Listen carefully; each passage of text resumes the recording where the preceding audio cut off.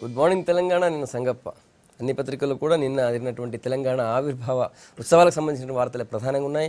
ముఖ్యంగా ఈ ఉత్సవాల్లో పరేడ్ గ్రౌండ్స్లో సీఎం చెప్పిన విషయాలు ప్రధానంగా తీసుకున్నాయి. ముఖ్యంగా చాలా విషయాలు క్లారిటీ ఇచ్చారు. ఉద్యోగాలు ఎప్పటి నుంచి చేస్తున్నారు, ఎన్ని చేస్తున్నారు, తర్వాత ఎస్సీ ఎస్టీ ముస్లిం రిజర్వేషన్ల ఎస్టీ అండ్ ముస్లిం రిజర్వేషన్ల పెంపుకు సంబంధించి ఎప్పుడు చేస్తారు, దానికి వాళ్ళ రిపోర్ట్ ఎట్లా వచ్చే అవకాశం ఉంది, అవన్నీ ఆ అంశాలన్నిటిపైన కూడా క్లారిటీ ఇచ్చారు. తర్వాత మేజర్ ఇరిగేషన్ ప్రాజెక్టులు, ఈ డబుల్ బెడ్రూమ్ ఇల్లు, వీటికి సంబంధించి క్లారిటీ ఇచ్చారు. సో ఈ అంశాలు ప్రధానంగా అన్ని పత్రికలు కూడా పబ్లిష్ చేశాయి. ఈ అంశాలపై చర్చించేందుకు స్టూడియోలో బీజేపీ నుంచి శ్రీధర్ రెడ్డి గారు, టీఆర్ఎస్ నుంచి రాజేశ్వర గారు, తర్వాత కాంగ్రెస్ నుంచి అద్దంకి దయాకర్ గారు ఉన్నారు.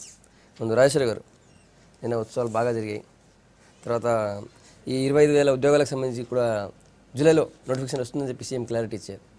సో ఇక నిరుద్యోగ సమస్య పోయింది అనుకోవచ్చా? పోతుంది, ఇక టెన్షన్ ఉండదు నిరుద్యోగులని?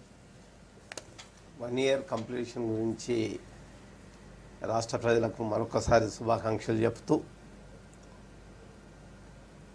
ఈరోజు ముఖ్యమంత్రి గారు నిన్న జరిగిన కార్యక్రమాల్లో బ్రహ్మాండమైన రాష్ట్ర ప్రజల గురించి మంచి సందేశం ఇవ్వడం ఓ శుభ సూచకం.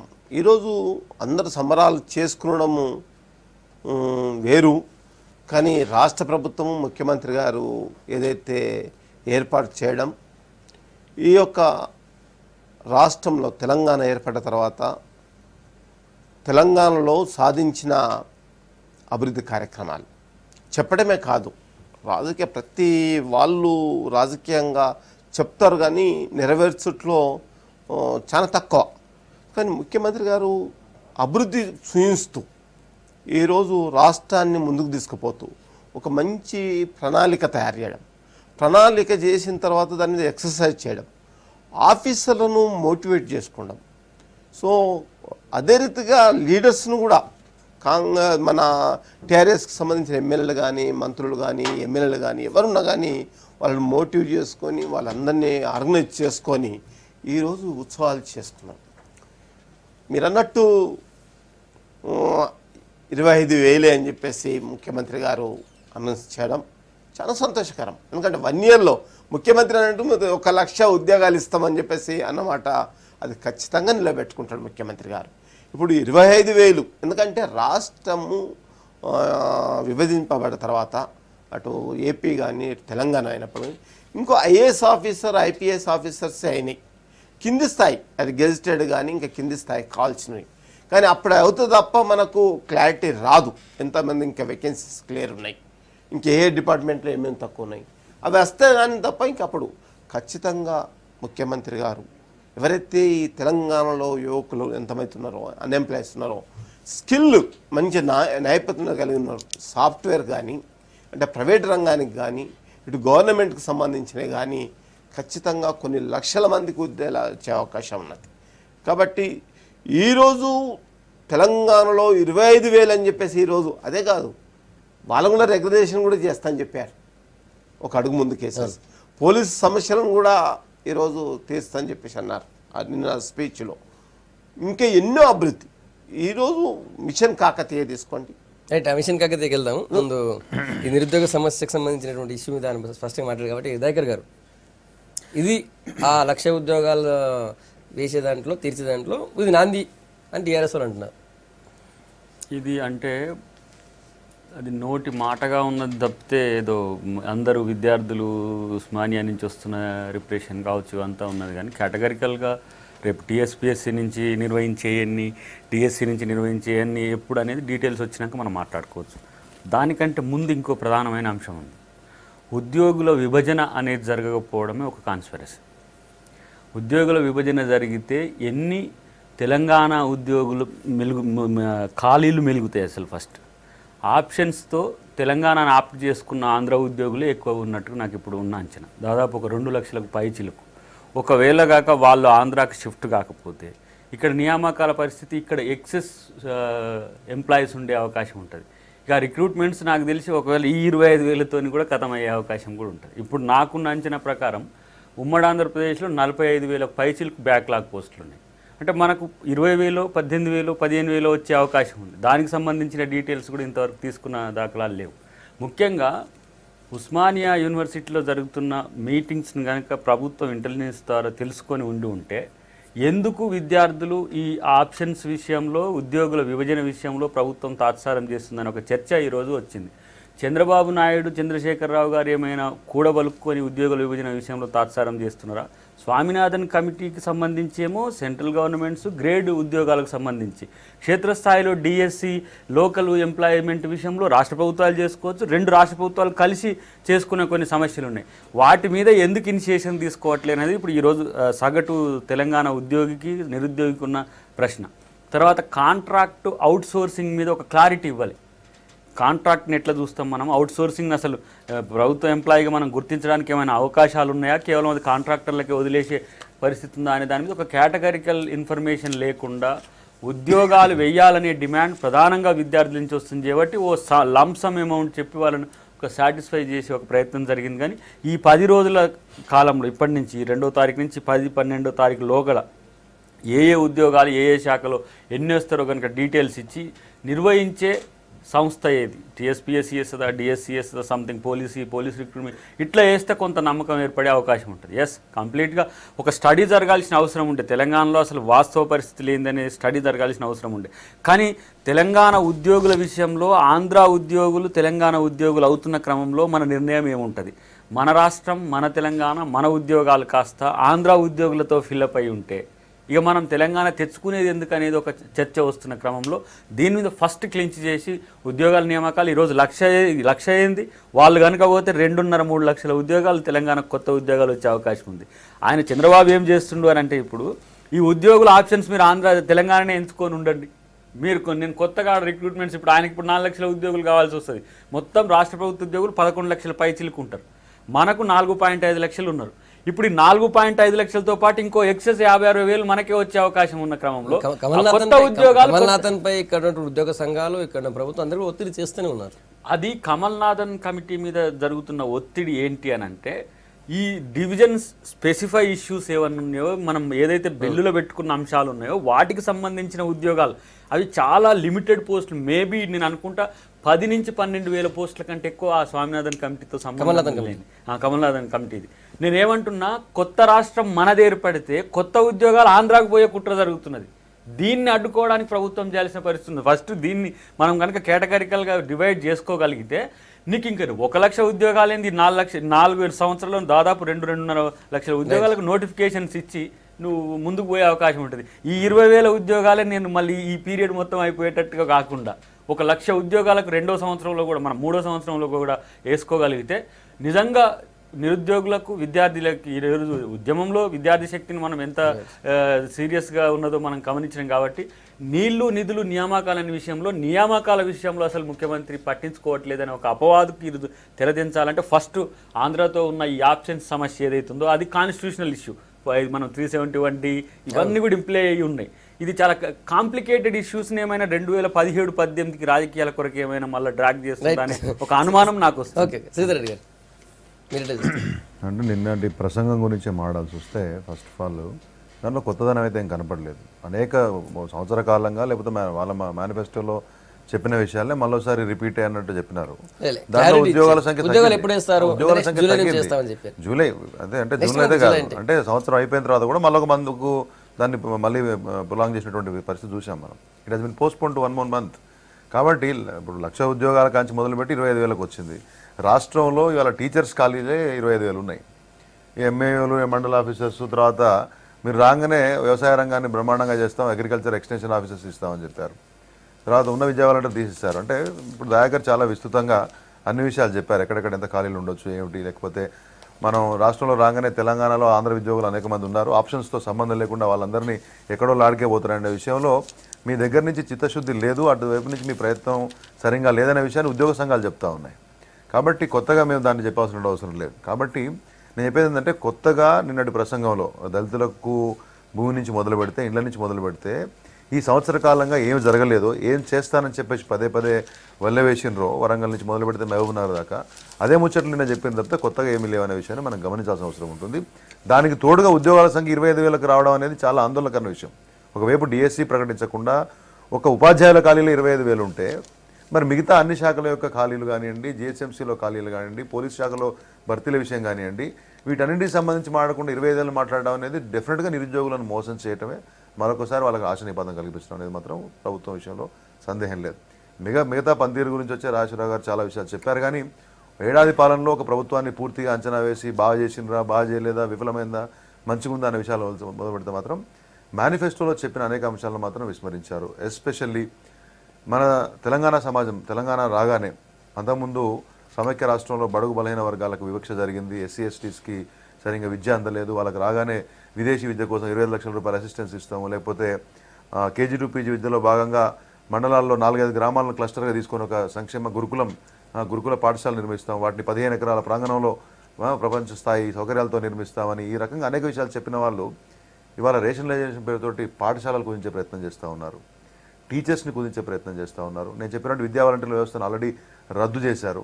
అంటే విద్యారంగం పట్ల పూర్తి స్థాయిలో నిర్లక్ష్యం ప్రదర్శిస్తూ ఉన్నారు. విద్య సమాజాన్ని నిర్మిస్తుంది. మన దగ్గర ఉన్నటువంటి వెనుకబడిన వర్గాలకు ఏదైతే వాళ్ళ ఉద్యమంలో పోరాటం చేసిన అనేక వర్గాలు, మీరు ఊదరగొట్టే ఈ వర్గాలన్నీ కూడా వాళ్ళ సంక్షేమం గురించి మాట్లాడే మీరు వాళ్లకు విద్య అందించి మారుమూల ప్రాంతాల్లో వాళ్ళు డెవలప్ చేసేది పోయి మహిళల గురించి మాట్లాడినప్పుడు మహిళా విశ్వవిద్యాలయం ఏర్పాటు చేస్తా అన్నారు, గిరిజనుల విశ్వవిద్యాలయం ఏర్పాటు చేస్తా అన్నారు, ప్రతి మండలానికి ఒక గురుకుల పాఠశాల కట్టిస్తున్నారు. ఈ రకంగా అనేకమైనటువంటి హామీలు చేసి దాన్ని విస్మరించారు. తద్వారా ఒక మంచి సమాజాన్ని నిర్మించడానికి రాబోయే రోజుల్లో బాటలు పచ్చేటువంటి అవకాశాన్ని మనం కోల్పోయాం. హెల్త్కి సంబంధించి ప్రతి జిల్లాలో ఒక సూపర్ స్పెషాలిటీ ఆర్పీ హాస్పిటల్ కట్టిస్తా, ప్రతి మండలంలో ఒక 100 బెడ్ హాస్పిటల్ కట్టిస్తా, ప్రతి జిల్లా కేంద్రంలో ప్రతి మండలంలో ఒక 30 బెడ్ హాస్పిటల్ కట్టిస్తా అని చెప్పారు. దాంట్లో 4 డాక్టర్లు ఉంటారు. అంటే అనేక రంగాల్లో మీరు ఒక రోజీ పిక్చర్ చూపించి నేను చెప్పేది డైరెక్షన్ నాట్ ఓన్లీ మేనిఫెస్టో అంటే 1 ఇయర్ తర్వాత మీరు అంచనా వేసిన, నేను ముందే చెప్పాను మీరు అద్భుతాలు సాధిస్తారని చెప్పేసి అనుకోలేదు. కానీ 1 ఇయర్ మొత్తం కూడా ఆర్భాటమైన ప్రకటనలతోటి ఇతర పార్టీల ఎమ్మెల్యేలను చేర్పించుకోవడం ఒకటి. ఒక్క విషయం చెప్తాను లాస్ట్లో. వీళ్ళ మేనిఫెస్టోలో ఒక అద్భుతమైన సెంటెన్స్ రాశారు, తెలంగాణ రాగానే సంక్షేమప్రదమైనటువంటి ప్రజోపయోగమైనటువంటి రాజకీయ అవినీతి లేనటువంటి తెలంగాణ సమాజాన్ని నిర్మిస్తామని. ఇవాళ ఉన్న పరిస్థితుల్లో రాజకీయ అవినీతిని ప్రోత్సహించే విధంగా వేరే పార్టీల ఎమ్మెల్యేలు, గెజిట్లో తెలుగుదేశం పార్టీ ఎమ్మెల్యే ఉంటాడు, ఇక్కడికి వస్తే మంత్రి టీఆర్ఎస్లో ఉంటాడు, లేకపోతే వేరే పార్టీ ఎమ్మెల్యే ఉంటాడు, వీళ్ళతో ఎమ్మెల్సీ అని చెప్పేసి శాసనసభలో కూర్చుంటారు. ఉద్యమంలో చేయని వాళ్ళు, పట్టించుకునే వాళ్ళు మంత్రులైనారు. అంటే రాజకీయ అవినీతిని ఓవరాల్ పెర్ఫార్మెన్స్ మీరు ఎంప్లాయ్మెంట్ చెప్పినప్పుడు మీరు కూడా అనేక విషయాలు చెప్పినారు, నేను కూడా అనేక విషయాలు చెప్తూ డైరెక్షన్ ఆఫ్ ది గవర్నమెంట్ ఎటువైపు ఉందనే విషయాన్ని ప్రస్తావిస్తున్నాను తప్పితే దానిలో ఏదో విమర్శలు వేలుగా చేయాలని. మీరు మేనిఫెస్టోలో పెట్టుకున్నటువంటి అంశాలను విస్మరించి మీ ప్రయారిటీని వదిలేసి కొన్ని వేరే ఇష్యూ తీసుకుంటున్నారు. ఒకటి, రెండోది రాజకీయ అవినీతి ఉండదు అని చెప్పి దాన్ని ప్రోత్సహిస్తున్నారని మేనిఫెస్టోలో బ్రహ్మాండంగా రాసి ఉంది. మీ ముఖ్యమంత్రి గారు కేసీఆర్ గారు ఈరోజు కరప్షన్ విషయంలో తీసుకుంటే హైదరాబాద్లో కానీ తెలంగాణలో కానీ 100% కరప్షన్ లేకుండా చేసిన ఘనత ముఖ్యమంత్రులు ఉంది. ఎక్కడ చూడు ఈరోజు ఆనెస్ట్గా పనిచేస్తున్నారు. ఎంప్లాయీస్కు 43% ఫిట్నెస్ ఇచ్చిన తర్వాత ఈరోజు కష్టపడి మీరు చూశారు. గతంలో పోలీసు ఆఫీసర్ ఒక కానిస్టేబుల్ కూడా నేను స్వచ్ఛంగా ముంగటికి వచ్చిన రోజులు ఉన్నాయి. ఈరోజు అవినీతికి మారిపోయాయి. ఎందుకంటే పోలీస్ వ్యవస్థ అంటే ఒక రకమైన భయదాలు ఉన్నది. అసొంటి వాళ్ళు కొంతమంది ఈరోజు వస్తూ ఉంది. మార్పు ఒక తెల్లారితే రాదు కదా, ఈరోజు సమయం పడుతుంది దానికి కూడా. ఈరోజు కరప్షన్ అన్నది మారుమూలంత మొత్తానికి పోవాలంటే సమయం పడుతుంది. కానీ 100% మీరు గత గవర్నమెంట్ ఈరోజు రాష్ట్రంలో రూల్ చేసినాయి. అప్పుడు ఎట్లా ఉండే ఇప్పుడు ఎట్లుందో ఆత్మపరిశీలన చేసుకోవాలి తప్ప మనం అపోజిషన్గా మాట్లాడితే కరప్షన్ అన్నది పోయింది. ఎంప్లాయ్మెంట్ విషయంలో ఖచ్చితంగా మీరు టీపీఎస్లో కూడా లేకపోతే అడగండి. మీరు ఇంకా కొంతమంది టీపీఎస్లో కూడా లేకుంటే రిక్రూట్మెంట్ ఎందుకు స్టాఫ్ లేకుండా అయినా ఈరోజు ఎంప్లాయ్మెంట్ విషయంలో యువకులకు ఖచ్చితంగా ఇవ్వాలన్న ఉద్దేశం, మనకు ఎంప్లాయ్మెంట్ మ్యాక్సిమం యూజ్ చేసుకోవాలని చెప్పేసి ఎలా చేయాలి. ఈరోజు ఇంతమంది కాంట్రాక్ట్ వేస్తున్న వీళ్ళందరినీ పర్మనెంట్ చేయాలి. ఎలా చేయగలుగుతాము? మనం డివైడ్ అవుతుంది తప్ప వీళ్ళని చేయలేము. అయినా ముఖ్యమంత్రి ఒక అడుగు ముంగటికేసేసి ఈరోజు వాళ్ళను రిక్రూట్మెంట్ చేసేందుకు, వాళ్ళ రెగ్యులేషన్ సర్వీస్ చేయడానికి ఈరోజు ఎంప్లాయ్మెంట్ చేస్తాను. మీరు ఒక మాట అన్నాడు సోదరుడు, మీరు మేనిఫెస్టోలో పెట్టిన ఇష్యూలు మీరు ఒక్కసారి గుర్తుపెట్టుకోండి. ఎస్సీ ఎస్టీలు విషయంలో తీసుకుంటే ఈరోజు ఎలక్షన్లో ప్రామిస్ చేయని ఈరోజు కళ్యాణ లక్ష్మి తీసుకోండి, దళితులకు 3 ఎకరాలు తీసుకోండి. ఇంతకుముందు ల్యాండ్ ఇచ్చేటప్పుడు దళితులకు ల్యాండ్ ఇచ్చేటప్పుడు గుట్టలకు చెట్లకు ఇచ్చేవాళ్ళు. అసలు బోర్ వేసుకుంటే నీళ్ళు కూడా పడేది కాదు. చాలా అసైన్మెంట్ ల్యాండ్స్ అంటే అసైన్మెంట్ అంటే పనికి రాని ల్యాండ్లు ఇచ్చేవాళ్ళు. ఈరోజు దళితులకు 3 ఎకరాల ల్యాండ్ ఇచ్చేసి దానికి బోరు, కరెంటు, లాగోడీలు అంటే దానికి సాగు చేసుకోనికి 3 రకాలుగా ఇస్తూ ఉన్నారు. అన్ని రకాల అంటే సారవంతమైన భూమి ఇస్తారు. అది మామూలు మాట కాదు. ఇలా కళ్యాణ లక్ష్మి 51,000 రూపాయలు లేడీస్కు అంటే ఇవ్వడం అంటే మేనిఫెస్టో పక్కకు పెట్టి ఇస్తుందని చెప్పేసి అన్నారు. అంటే ఈరోజు అతి ముఖ్యంగా అంటే ముఖ్యం కాదు, చాలా ఇంపార్టెంట్. ఇది మామూలు మాట కాదు. ఇంకోటి చెప్పండి, తెలంగాణలో బీడీ లేబర్స్ ఉన్నారండి. ఎన్ని లక్షల మంది కాదు. ఒక మాట బ్రేక్ తీసుకుందాం. బ్రేక్ తర్వాత ఇచ్చేసి కంటిన్యూ చేద్దాం. Stay tune.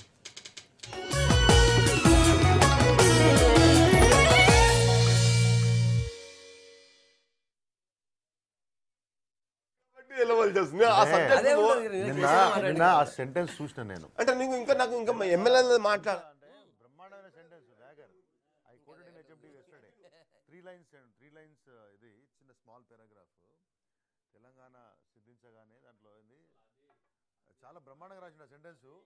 అదే రాజకీయ అవినీతి లాస్ట్ లేకుండా చేస్తామని అదే ఫస్ట్ చేస్తున్నాడు డే 1 నుంచి. వ్యతిరేకంతో చెప్తలేను కానీ మామూలుగా ఇది కరెంట్ డే పాలిటిక్స్, మిగతా వాళ్ళు అప్డేట్ కాదనుకుంటే దానికి వేరే ఏం చేయలేం. ఎవరినైనా గుంజుకోవచ్చు, ఎప్పుడైనా పెట్టుకోవచ్చు అనే సిద్ధాంతం ఉంటే దానికి మనం దట్ ఈస్ రైట్ అనుకుంటే ఏం చేయలేం. కానీ if it has to be discuss genuinely it is wrong. That's what I'm trying to coat.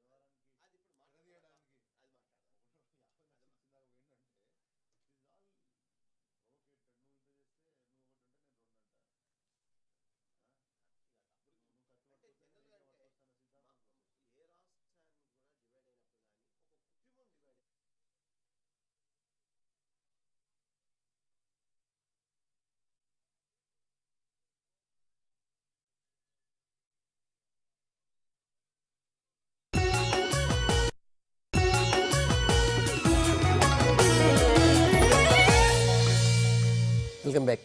Rajeswara Rao గారు, అదే మీ కళ్యాణ లక్ష్మి గారు చెప్పబోయారు. కానీ శ్రీధర్ రెడ్డి గారు స్పష్టంగా రాజకీయ అవినీతి ఉండదు అని చెప్పి మేనిఫెస్టోలో పెట్టారు కదా, దాన్నే ఫస్ట్ ప్రయారిటీ ఇస్తున్నారని చెప్పి శ్రీధర్ రెడ్డి గారు అన్నారు. అంటే ఎమ్మెల్యేలు తీసుకోవాలి. చాలా మంచి ఐటెం చెప్పాడు. ఈరోజు ఎమ్మెల్యేలు అని చెప్పేసి అన్నారు. మీరు మొన్న చూశారు రేవంత్ రెడ్డి గారు స్వయంగా చంద్రబాబు నాయుడు ప్రోత్సహించి ఒక నామినేట్ ఎమ్మెల్యే దగ్గరికి పంపించేసి 50 లక్షల రూపాయలు ఇవ్వజూపి మీరు ఓటేయాలని చెప్పేసి ఒక రకంగా ప్రోత్సహించి రోడ్డు మీద ఇసొంటి భారతదేశంలో చరిత్రలో ఇంత అవినీతి ఇంత అడ్డుగోలుగా జరిగిన అయితే శ్రీధర్ రెడ్డి గారి దగ్గరికి వస్తున్నా. దానికి చెప్తే తప్ప శ్రీధర్ రెడ్డి దగ్గర రాలేను. మీరు బీజేపీలో వాళ్ళు కూడా తెలుగుదేశాన్ని సపోర్ట్ చేస్తూ ఉంటారు. అసొంటిది ఎంకరేజ్ చేస్తూ ఉంటే మీరు ఒక్క తెలుగుదేశాన్ని భుజాల మీద మోస్తున్నారు. మీరు ఈరోజు చేసే అన్ని రకాల సపోర్ట్ చేస్తున్నారు. ఏపీలో వాళ్ళకి అన్ని రకాల ప్రొవైడ్ చేస్తారు. ఈరోజు అసొంటి అవినీతిని చంద్రబాబు నాయుడు ప్రత్యేకంగా ఆయన మీద ఈరోజు కేసు చేయవలసిన అవసరం ఉన్నది. ఆ ఎమ్మెల్యే మేము అనుకుంటుంటే ఈరోజు మేము ఇమ్మీడియట్లీ ఆ తెలుగుదేశంతో మేము తెలుగుదెంపులు చేసుకుంటున్నాం, ఇంత అవినీతి చేసిన వ్యక్తిని మేము వాళ్ళతో ఎలా చేస్తున్నామని చెప్పేసి అనవలసిన అవసరం ఉన్నది. అంత ఘోరంగా చేస్తా ఉంటే అంత అవినీతి ఉన్న చంద్రబాబు తెలుగుదేశంతో మీరు చేతులు కలుపుతున్నారు. మీరు కూడా మీరు ఆ మాట అన్న తర్వాత ఇప్పుడు మీరు ఆ నిర్ణయం తీసుకుంటే మీరు అన్నదానికి మేము ఆలోచించవలసిన పరిస్థితి ఉంటుండే. ఎందుకంటే ఒక తెలుగుదేశము చంద్రబాబు ఒక రేవంత్ రెడ్డి రెడ్ హ్యాండ్ గా పట్టుబడ్డారు. దాని విషయంలో మీరు స్టాండ్ చేయండి, మీరు చెప్పాలి కదా. 2 డిఫరెంట్ ఇష్యూస్. ఇప్పుడు రాజేశ్వరరావు గారు చెప్పింది ఎట్లుందంటే మేము ఎట్లా చేస్తున్నాము, మేము చేస్తున్నామని లేదు. అంటే మీరు మీరు ఎక్కడ చెప్పండి, మేము ఎక్కడే ఒక మేము చేస్తున్నాం మీరు కాదు. మాట్లాడండి మేము ఎక్కడ కాదు, మీరు మీరు చెప్పండి. మీరు మాట్లాడితే నేను మాట్లాడతా. మేము చేస్తున్నాం అని లేదంటున్నారా? లేదు కానీ అన్యాపదేశంగా ఎట్లుందంటే మీరు ఇంకా వాళ్ళని తప్పని వాళ్ళని వదిలించుకుంటే మేము చేసేదాన్ని మేము పరిశీలించుకుంటుండే అంటే దాని ఉద్దేశం ఏమున్నది? అంటే మేము చేస్తున్నాం కానీ అంటే మేము ఎక్కడ అనలేదు. నేనేమంటే మేము ఎక్కడ అనలేదు. అనేక పేరు చేస్తున్నారు లేదా? మేము చేస్తలేము. మీరేమన్నారంటే చేస్తలేము. రియల్ గా మొన్న ఎంతమైతే పార్టీల జైన్ ఎమ్మెల్యేలు ఉన్నారో మేము రాష్ట్రం అభివృద్ధి గురించి ఈ మా కాన్స్టిట్యున్సీ అభివృద్ధి గురించి మేము సపోర్ట్ చేస్తున్నాం అని చెప్పారు. ఒక విషయం అడుగుతాను. ఇప్పుడు వ్యక్తిగతంగా ఒక విషయం వాళ్ళు అడుగుతాను. ఇదే తప్ప మేము పోయింది ఏం రెండు లేదే. విషయాలు మీకు క్లారిటీ అదే మేము చెప్పండి. ఒక ఎమ్మెల్యేలు వచ్చేసి మేము ఈ రోజు చేస్తాం, మా కాన్స్టిట్యున్సీ బాగుపడాలి, డెవలప్ కావాలి, మేము ఈ రాష్ట్రం బాగుపడాలని వాళ్ళు వచ్చినప్పుడు మేము ఒక విషయం నేను క్లారిటీ మీరేంది మీరు వెళ్ళేసి వినండి అన్న, నేను చెప్పేందంటే రెండు విషయాలు. రేవంత్ రెడ్డి బీజేపీ ఎమ్మెల్యే కాదు. మిత్రపక్షం అంటారా? మిత్రపక్షాలు అరే మీరు ఆపు. అని మీరు ఓటేయలేదు ఆయన ఎమ్మెల్యే నిలబడ్డప్పుడు బీజేపీ వాళ్ళు అడగండి. మీరు పోతలేం కదా. నేను చెప్పేది రేవంత్ రెడ్డి బీజేపీ ఎమ్మెల్యే కాదు. మీరు ఓటేశారా లేదా? అరే వినండి, రేవంత్ రెడ్డికి వేసారా లేదా ఓటు? మీకు ఎంత తొందరపడి ఉంటుంది. నేను ప్రశ్నించేదాకా ఆగి మీరు సమాధానం చెప్పారు. మీరు ఓటేశారా లేదా? బరాబర్ వేసినామని చెప్తున్నారు. దాంట్లో అబద్ధం ఏముంది? ప్రజలకు తెలుసు. మేము వేసినాం. కాకపోతే నిన్న జరిగిన ఉదంతంలో రేవంత్ రెడ్డి బీజేపీ ఎమ్మెల్యే కాదు, నిల్చుంది ఎమ్మెల్సీ అభ్యర్థి బీజేపీ అభ్యర్థి కాదు. మాకు వాళ్ళకు పొత్తుంది. గతంలో వాళ్ళు మాకు ఓటేసినారు, ఇప్పుడు మేము వాళ్ళకు ఓటేసినాం. అంతవరకే కానీ దాన్ని బీజేపీకి ఆపాదించదు. నెంబర్ 1. నెంబర్ 2, శాసన మండలి ఎన్నికల లిస్టులో తలసాని శ్రీనివాసరావు ఏ పార్టీ ఎమ్మెల్యే ఉన్నది? అవినీతి ఇప్పుడు రాజకీయ ఫిరాయింపు చట్టం మీ పార్టీకి వర్తించదా? అంటే ఎవరైనా డబ్బులు తీసుకుపోయి ఇస్తేనే అవినీతి అంటే మాధవరం కృష్ణారావులు అంటూ ఒక రోజు ముందు ఫామ్ హౌస్లో జాయిన్ అయితే వాళ్ళ ఏమీ ప్రలోభాలు లేకుండా వచ్చినట్ట. వేరే పార్టీ సర్పంచులు ఉంటే కనీసం ₹1,00,000 నిధులు మీరు వేరే పార్టీ ఎమ్మెల్యేలు ఉంటే 5-6 కోట్లు కూడా ఇవ్వకుండా మీకు 25 కోట్లు ఇచ్చుకుంటారు. మరి మంచిరెడ్డి కిషన్ రెడ్డి జాయిన్ అయితే రాత్రి 10-12 కోట్ల జీవోలు వస్తే దాన్ని ఏ విధమైనటువంటి అవినీతి అనాల్సిన అవసరం ఉంటుంది? అంటే మీరు అధికారంలో ఉన్నారు కాబట్టి అధికారికంగా అవినీతిని ప్రోత్సహిస్తారు. ఇంకెవరో ప్రయత్నం. నేను రేవంత్ రెడ్డి చేసిన దాన్ని సమర్థించట్లేదు. తప్పే. చట్టపరంగా చట్టం ఆల్రెడీ చర్య తీసుకుంది. ఆయన అరెస్ట్ చేసినారు. తప్పని ప్రూవ్ అయితే శిక్ష ఇస్తారు. We are for it. అవినీతి రాజకీయాలను భారతీయ జనతా పార్టీ ప్రోత్సహించదు. మా 1 year పాలన చూడండి, గతంలో అటల్జీ పాలన చూడండి. నేను చెప్తున్నానంటే మీరు ఏంటంటే ముసుగు కప్పి అంటే చేయట్లేదు, చేస్తున్నాము అన్యాపదేశంగా చెప్తా ఉన్నారు. అంటే వాళ్ళని వదిలించుకుంటే అంటే వాళ్ళని ఏం చేయాలా, లేకపోతే భారతీయ జనతా పార్టీ రేపొద్దున పద్ధతి ఏ విధంగా ఉండబోతుంది జాతీయ నాయకత్వం నిర్ణయిస్తుంది. కానీ ఇక్కడేంది మీరు స్ట్రైట్ అవే ఫిరాయింపులు ప్రోత్సహిస్తున్నారు. ఎన్నికల ముందు మీకు ఉన్నదే 3 గెలిపించుకునే బలం, 5 ఎట్లా పెట్టినరు అంటే మీకు మీ నమ్మకం ఏంది? ఇదంతా కూడా ఒకటే స్కూల్ ఆఫ్ థాట్ కదా. ఓకే సరే రాజేశ్వర గారు, మీరు స్పందించే ముందు దయాకర్ గారు నిన్న సీఎం మాట్లాడిన దాంట్లో అంటే ఆయన ఇచ్చిన క్లారిటీలో 2 అంశాలు క్లారిటీ ఇచ్చారు.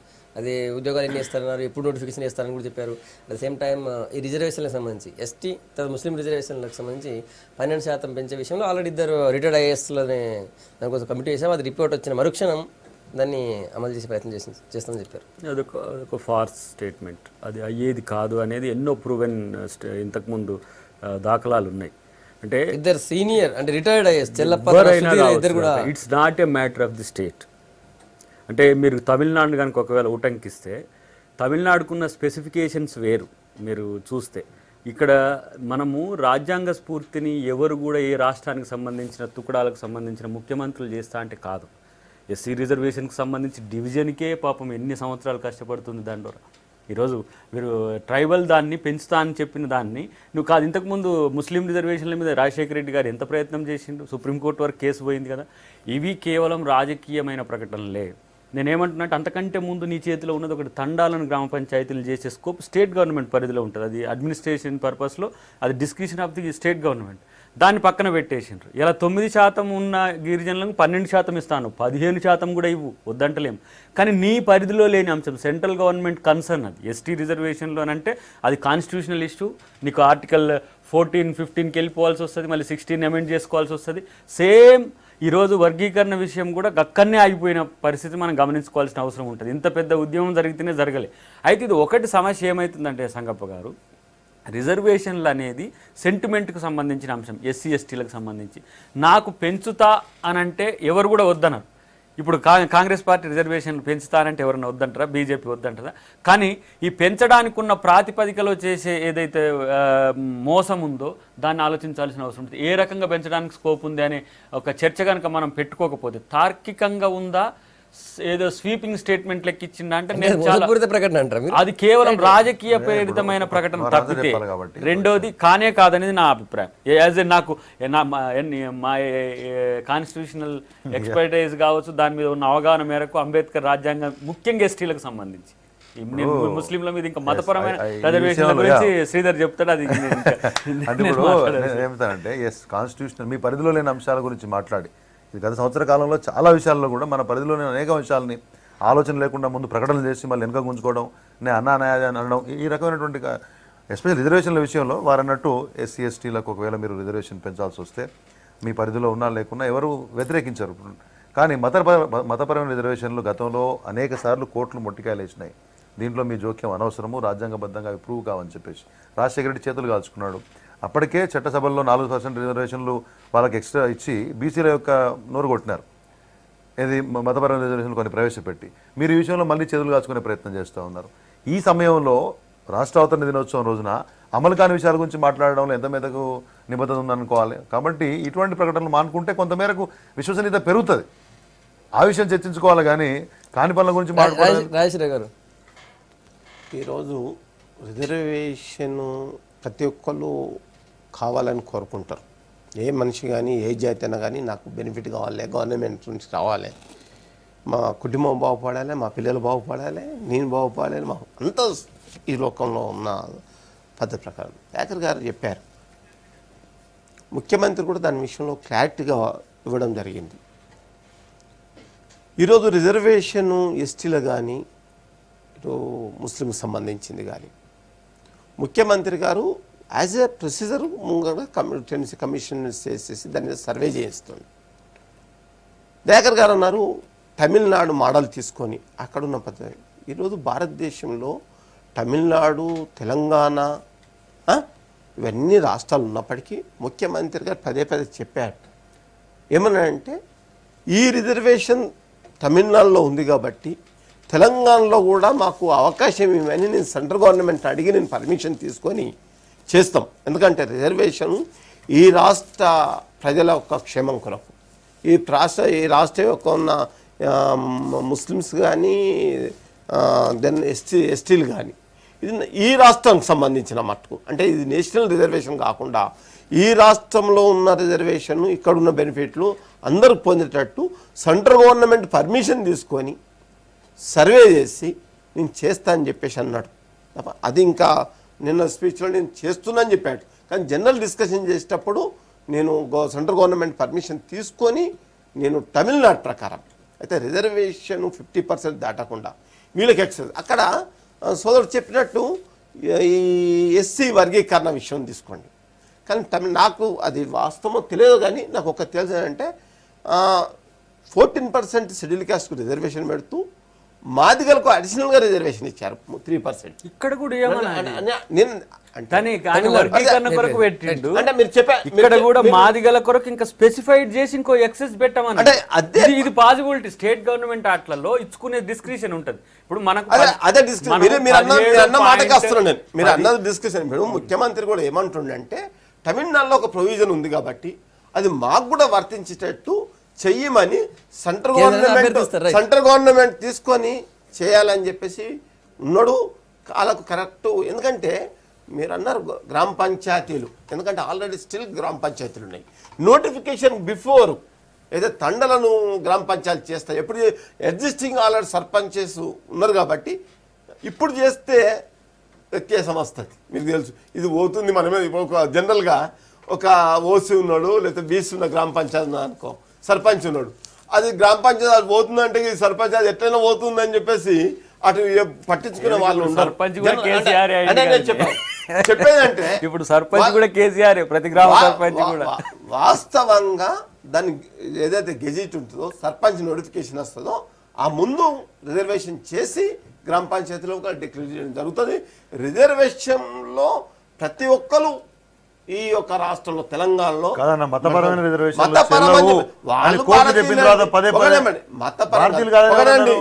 వాళ్ళు మన రాష్ట్రం హిందూ దేశంలో ఉన్న ప్రతి ఒక్కరు అంటే కోట తెలియదా? నేను సంగప్ప విమర్శ గారు, కాదు. ఇది మీరు ఏంటంటే ఒక ఎమ్మెల్సీ గారు ఇప్పుడు మీరు చెప్పండి చట్టసభలో ఉన్నారు. నేను కులాల మధ్యన వైరుధ్యాలు, మతాల మధ్యన వైరుధ్యాలు, ప్రాంతాల మధ్యన మళ్ళీ వైరుధ్యాలను తను సస్టైన్ కావడానికి చేసిన ప్రయత్నం తప్పితే మేము అదే అంటున్నాము. ఇప్పుడు మతం కరెక్ట్ మేము కాదు. అదే అంటున్నాము. ఈ మతాన్ని రాష్ట్రంలో తీసుకురాకండి. అందరి బెనిఫిట్ పొందాలి. వాళ్ళ జనాభా పరంగా వాళ్ళు చేయాలి. రాజేశ్వరరావు గారు తప్పేమున్నది? చెప్పినటువంటి పాయింట్ ఇప్పుడు నేను మీరు మతాన్ని ఎందుకు పెడుతుర్రు? మీరే- వాళ్ళు మన రాష్ట్రంలో ఉన్నారా లేరా? మైనారిటీలు ఉన్నారు కదా, రాజేశ్వరరావు గారు వాళ్ళకు కూడా బెనిఫిట్ కావాలి కదా. చెప్పింది ఏంటి? మీ ఇప్పుడు పాయింట్ మీరు నేను మతం చెప్తున్నా. మీరు మతం రాకండి. తీసుకొస్తున్నా. మీరు అన్నారు మతపరమైన అని చెప్పేసి అన్నారు. Yes, yes, చెప్తున్నాను కదా. మతపరం కాదు. మీ- వాళ్ళు మన నిన్న చెప్పారా లేదా రాష్ట్రం కేసీఆర్ గారు? నేను అవు. ముఖ్యమంత్రి వాళ్ళు మన రాష్ట్రం అది చెల్లెల కోర్టు కావాలి. వన్ పాయింట్ నేను ఏమంటున్నా మతపరమైన రిజర్వేషన్ చెల్లవని కోర్టులు చెప్పినాయి. మతాన్ని తీసుకురావద్దని మీరే చెప్పుకుంటే మళ్ళీ మతపరమైన రిజర్వేషన్ ఎట్లా చేస్తారని చెప్తున్నారు. అది అంటే కోర్టులకు తెలియదా? మతాన్ని తీసుకురావద్దని చెప్పినప్పుడు మైనారిటీలు మన భారత చేస్తారని వాళ్ళకి తెలియదా? కాదు, అంటే మీరు మొన్న కొత్త నిర్వచనం చెప్తారా? నేనేమంటున్నా అంటే రేవంత్ రెడ్డి ఇష్యూలో జెరూసలేం ముత్తయ్య అని ఒక మన దళిత క్రిస్టియన్ ఆయన కామెంట్ ఏం తిన్నారా మీరు? దాంట్లో మా క్రిస్టియన్ల కొరకు సపరేట్ రిజర్వేషన్లు ఇస్తా అని పోతే కలుస్తలేడు. అసలు కలవకపోతే మేము సెబాస్టియన్ ఆయన పేరు స్టీవెన్సన్ దగ్గరికి వచ్చి మా రిజర్వేషన్ల పంచాయతీ ఏంది, మాకు భూమి ఇచ్చిండు, ఈ భూమి ఇచ్చిన కాడ అదేదో తగాదాల్లో ఉంది అని చెప్పి కలుద్దామంటే ముఖ్యమంత్రి కలుస్తలేడని. నేను ఈ అంత అంశాన్ని ఎట్లా చూస్తా అంటే సామాజికమైన వైరుధ్యాలకు సృష్టించడం ద్వారా సస్టైన్ కావడం అనేది ఒక రాజ్యాంగ వ్యతిరేకమైన చర్య. ఇది పద్ధతి కాదనేది సీఎం గుర్తుపెట్టుకోవాలి. ఎవరు వద్దంటుండ్రు మాదిగలకు? ఇప్పుడు ఎలా 18% ఉన్న ఎస్సీల మీద 16% ఉన్నది. ఇప్పుడు రిజర్వేషన్లు 16% ఉన్నాయి. 20% పెంచి 4% మాదిగలకు ఇవ్వండి వద్దన్నమా? మళ్ళా నువ్వు ఉమ్మడి ఆంధ్రప్రదేశ్లో ఉన్న వర్గీకరణకు మద్దతు అంటే మళ్ళీ అది సెంట్రల్ కోర్టుకు పోతుంది. ఆడికి పోగానే ఎట్టనా నేను మైక్రో క్లాసిఫికేషన్ చెల్లదని అన్నగా అంటే అరే నేను చేసినా కానీ మీకు కాలేదు రాబాయ్, గాల్లో మాలోళ్ళు అడ్డుకున్నారు రాబాయ్ అని అంటారు. మాలోళ్ళకి లేదు, అక్కడ మాదిగోనికి లేదు. పంచాయతీ కాన్స్టిట్యూషనల్ ఇష్యూ అది. ఇవన్నీ కూడా రాజకీయ పాలకులు చేసే ఒక రిజర్వేషన్ల పేరు మీద చేసే తంతు. ఈరోజు నిజంగా మాదిగల మీద ప్రేమ ఉంటే ఇక్కడ దాదాపు 9 నుంచి 12% ఉంటారని ఒక అంచనా ఉంది. ఒక స్పెసిఫైడ్ డ్రైవ్ చేయండి మాదిగల అప్లిఫ్ట్మెంట్ కొరకు, ఈ విద్యాపరంగా, తర్వాత రాజకీయ పరంగా, మిగతా సాంస్కృతిక పరంగా మాదిగలను అప్గ్రేడ్ చేయడానికి ఒక స్పెషల్ మిషన్ పెట్టండి. ఎందుకంటే ఇక్కడ బ్యాక్వర్డ్ క్లాసులలో అన్టచబుల్స్ లో మాదిగలు చాలా వెనుకబడి ఉన్నారు. వాళ్ళ కొరకు ప్లాన్ లేకుండా నీ ఉద్యోగాలు లేవు, రిజర్వేషన్ల కొరకు పంచాయతీ పెట్టి మళ్ళా పంచాయతీ. ఈ 3 కులాలకు సంబంధించి సెపరేట్ కమిషన్ ఏర్పాటు చేస్తున్నారు, మహిళా కమిషన్ ఏర్పాటు చేస్తున్నారు. నేను మేనిఫెస్టోలో ఉంది, ఏమనేది కాదు అక్కడ. Promise not delivered. మాట అన్నారు మత్తయ్య గారు వేయింది టీవీలలో చూశారు, అన్ని వీడియోస్ రిపీట్ అయినాయి. అక్కడ వేయింది మాట్లాడింది ఏంది, ఇప్పుడు మాట్లాడిపించేది దయాకర్ గారు. మనం స్క్రిప్ట్ చూసాము, వీడియో చూసాము, డబ్బులు చూసాము, అక్కడ చేసిన తతంగం ఏంది. ఈ రోజు బయటకు వచ్చేసి చంద్రబాబు నాయుడు మాట్లాడిపించినట్టు మాట్లాడితే ఎట్లా చెప్పండి? అన్న నువ్వు వాస్తవం మాట, ఎడ్యుకేటెడ్, రేవంత్ రెడ్డి ఏంటంటే మేము ఎందుకు పోయినాము గిందు కొరకు పోతే ఆ మాట ఉన్నది అక్కడ. ఆయన చెప్తున్నాడు, మీరు టీవీలో చూశారు. ఆయన డబ్బులు ఇచ్చి పట్టుకపోయింది అక్కడ గాని, నువ్వు ఓటేయమని చెప్పేసి అన్నది అక్కడ గాని. ఆయన బయటకు వచ్చి చంద్రబాబు నాయుడు మాట్లాడిపిస్తే ముఖ్యమంత్రి గారే నేనేమంటున్నా అంటే ముఖ్యమంత్రినే ఇప్పుడు నేరం నాది కాదు ఆకలిది అనేది ఎట్లా ఉందో ఇలా రేవంత్ రెడ్డి అలా మారడానికి ముఖ్యమంత్రి కారణం అంటున్నా. నువ్వు తన మనుషుల్ని తీసుకోకపోతే ఇలా తన ఓట్లు తనకు ఉంటుండే, తన ఎమ్మెల్సీ వస్తుండే. నన్ను చంపడానికి వచ్చినప్పుడు పిల్లి ఏం చేస్తారు, తిరగబడినట్టే ఇలా రేవంత్ రెడ్డి చేసిన నేరానికి కేసీఆరే కారణమని ఆయనే అంటున్నాడు. అట్లయితే గవర్నరే మొదటి ముద్దాయి అంటున్నా నేను. ఎట్లా తలసాని శ్రీనివాస్ యాదవ్ టీడీపీ వ్యక్తిని, ఒక మంత్రి రాజ్యాంగం మీద ప్రమాణం చేసిన వ్యక్తిని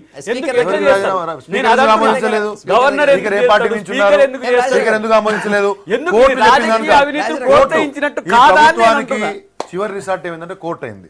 జిహెచ్ఎంసీ ఎలక్షన్స్ విషయంలో కోర్టు చెప్పి మీరు చేయకపోతే మేము వేరే దగ్గరికి వెళ్ళి మందిని పట్టుకొని చేస్తామంటేనేమో అక్కడ ఇవాళ మళ్ళీ ప్రక్రియ స్టార్ట్ అయింది. నిన్న స్పీకర్ను కోర్టు మందలించడం అనేది ఏ విషయాన్ని కూడా మన గౌరవానికి భంగం కలుగుతుంది అనే విషయాన్ని మీరు తీసుకోకపోతే, ఆత్మగౌరవం లేకపోతే, అసలు మనం తెలంగాణ తీసుకున్న ఆత్మగౌరవం అనే విషయాన్ని మీరు మర్చిపోతే మేము ఏం చేస్తాం? కోర్టు స్పీకర్ చెప్తుందా అనండి? 1 year కాలంలో అద్భుతాలు సృష్టించాలని కోరుకోవట్లేదు రాజేశ్వర్. కానీ మనం పోతున్న పయనం ఎటుంది అని. నేను జార్ఖండ్ లెక్కనో ఉత్తరాఖండ్ లెక్కనో మనం కావద్దు. ఈరోజు మధు కోడాలు ఇక్కడ తయారు కావద్దు. రాజకీయ అవినీతి మీద సీరియస్గా చర్చ జరగాల్సిన సమయం ఇది. మనం ఒక నూతన రాజకీయ సంస్కృతిని మనం పాదుకొల్పాలనుకున్నాం. తెలంగాణ సమాజం చాలా చైతన్యవంతమైంది అనుకున్నాం. కానీ చివరికి 1 year ముందు మనం చర్చించుకుంటున్నది ఏం దొరికేనా?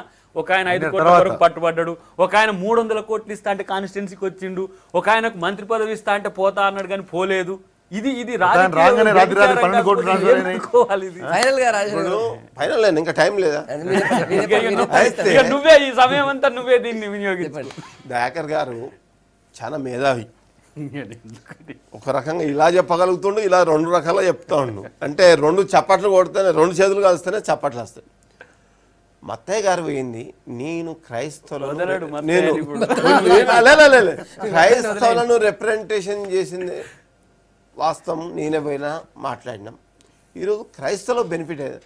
ఆయన అపాయింట్మెంట్ ఇస్తలే, ఆయన ఎప్పుడు వచ్చిండు, ఆయన ఎక్కడ తిరుగుతుండు, ఎప్పుడు అడిగిండు, బయట ఉండి మీరు రేవంత్ రెడ్డిని ముద్దాయిని విడిచిపెట్టేసి వేరే రకంగా మాట్లాడడం ఏంటి? ఫస్ట్ వాళ్ళు చేసింది మొత్తం వాళ్ళు మాట్లాడి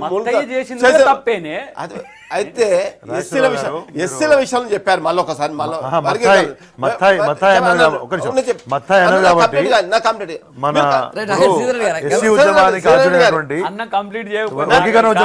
మందకృష్ణ మాదిగకి 10 సార్లు పోయిన అపాయింట్మెంట్ దొరకలేదు. నేను ఒక ఛానల్ బుక్ అని చెప్పిండాను. ఇప్పుడు ఎస్సీల విషయంలో వాస్తవం ముందే మాట్లాడాను. ఈరోజు మ్యారేజ్ విషయంలో 51,000 ఇస్తున్నారు, ల్యాండ్ ఇస్తున్నారు, రిజర్వేషన్ తీసుకొస్తున్నారు. రిజర్వేషన్ మాదిగలకు మంచి ప్రాధాన్యం. మీరు అనడము ఎస్సీ మాదిగను మీరు పడినాడు. ఈ గవర్నమెంట్లో గతాన్ని కంపేర్ చేసుకుంటే మాదిగలకు మంచి ఇంపార్టెంట్ ఇస్తున్న మాట వాస్తవం ఉన్నది. మంత్రి పదవి మంత్రిగా నీకు ప్రజలకు మేలైంది, నీకు మంత్రి పెట్టుకుని మంత్రి ఇచ్చేస్తే ఈ రాష్ట్రంలో ఎస్సీలకు మాదిగలకు ఉన్నంత బెనిఫిట్ ఇంకెక్కడ